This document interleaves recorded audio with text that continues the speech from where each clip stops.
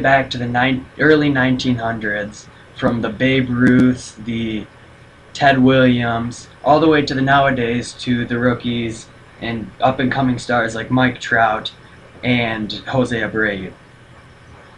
Baseball has many different aspects to it. The first aspect that is major in the game is hitting. Hitting is what attracts many young athletes to go to baseball. Everyone wants to square up and hit a ball, hit a home run, get a double, just make contact with the ball. It's a big part in the game because it's how you score. Hitting in baseball is made up of one hitter at a time with 3 outs. He starts off in the batter's box, and he gets 3 strikes to hit the ball in play and try to make it to a base. This is difficult sometimes because the abilities of the pitchers, the abilities of the fielders, what everyone else can do to try to get you out. Most hitters nowadays use a bat called a drop 3 bat, which means the inches on the bat is 3 more than the ounces. So in baseball right now I use a 32-29, which is the bat is 32 inches long and 29 ounces. So hitting is what basically makes up the game. That's how you score, like I said, and that's what people are attracted to. They want to see the big hits, they want to see the big things happen. Another aspect in the game is the fielding. Fielding is big because that's how you get outs. You have 9 guys on the field at a time, each wearing a glove, some wearing different gloves, like a catcher wears a bigger, bulkier glove to be able to catch the 90-mile-per-hour pitches that these pitchers are throwing at them. Infielders use a bit of a smaller glove to be able to have more ability with just their bare hands to pick up those tough hop ground balls, so they're not having this bulky glove all the way up by them.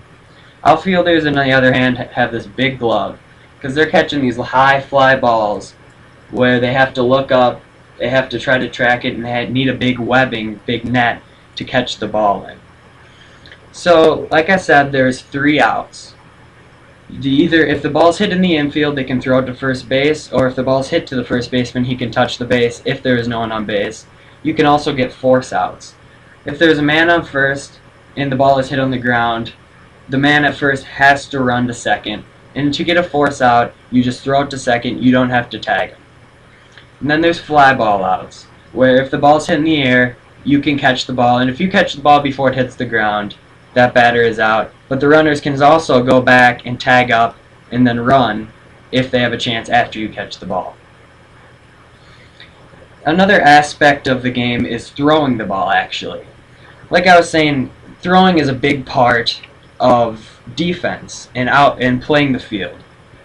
You have to be able to throw the ball to many different bases, whether it's first, second, third, or home. Where catchers at home plate, they have to throw the ball to second, first, and third, in case a runner is stealing or in case there is a bunt laid down. Throwing the ball to second is a big part of the game because steals are a big part of the game. Base running is a big part of the game where the runners have to advance the bases, and some runners advance the bases before the ball is actually hit. So they're running to different bases. The catcher has to have his whole eyes on the field. Even the third baseman, shortstop, second baseman, they all have to be in the play and be ready to get those force outs. Another aspect of the game is something that kind of pulls all of these ideas together, and that is versatility. Versatility is being able to play different positions and being able to do different things. If you want to be a good baseball player, you have to be able to play not play every single position, but be able to throw, play defense, and hit. Because in the game, you're going to have to do all 3 of those. So if you want to be a good baseball player, you have to build up your arm strength, build up your strength to hit the ball, have good hand-eye coordination to be able to see the ball coming and hit the ball, and on defense, see the ball come near you, pick up the ball, and either throw it to first, second, or third, or home to get the force out or get the out.